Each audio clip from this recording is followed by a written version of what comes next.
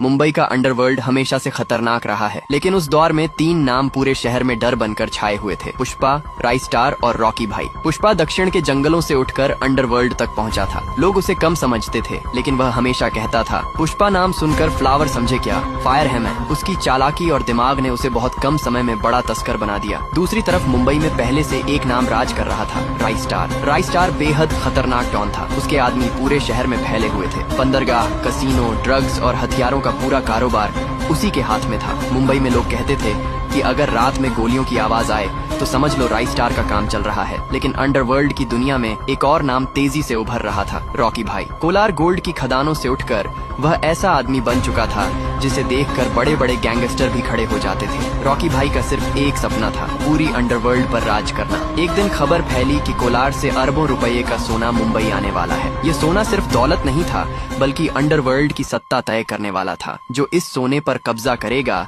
वही पूरे अंडरवर्ल्ड का असली बादशाह बनेगा। सोने की खेप मुंबई के पुराने बंदरगाह पर पहुंचने वाली थी। रात के अंधेरे में वहां तीनों अपने अपने गैंग के साथ पहुंच गए। सबसे पहले राइस्टार बोला, मुंबई में बिना मेरी इजाजत कोई कारोबार नहीं करता, ये सोना मेरा है। पुष्पा मुस्कुराया और बोला, झुकने का नहीं। तभी धुएं के बीच से भारी कदमों की आवाज आई। सभी की नजरें उस तरफ घूम गई। अंधेरे से एक आदमी बाहर आया, रॉकी भाई। उसने सिगरेट जलाते हुए कहा, अंडरवर्ल्ड में 3 लोग राज नहीं करते, यहाँ सिर्फ एक बादशाह होता है। इतना कहते ही गोलियां चलने लगी। पूरा बंदरगाह युद्ध का मैदान बन गया। कुछ ही देर में चारों तरफ लाशें बिखर गईं। सुबह जब सूरज निकला तो बंदरगाह पर सन्नाटा था। सोने की पूरी खेप गायब थी और शहर में सिर्फ एक नाम गूंज रहा था, रॉकी भाई। लेकिन दूर खड़ा पुष्पा हल्का सा मुस्कुरा रहा था, क्योंकि उसे पता था कि असली खेल अभी बाकी है। बंदरगाह की उस रात के बाद पूरे अंडरवर्ल्ड में सिर्फ एक नाम गूंज रहा था, रॉकी भाई। लेकिन कहानी यहीं खत्म नहीं हुई। कुछ दिनों बाद खबर आई कि शहर में फिर से सोने की एक बड़ी खेप आने वाली है।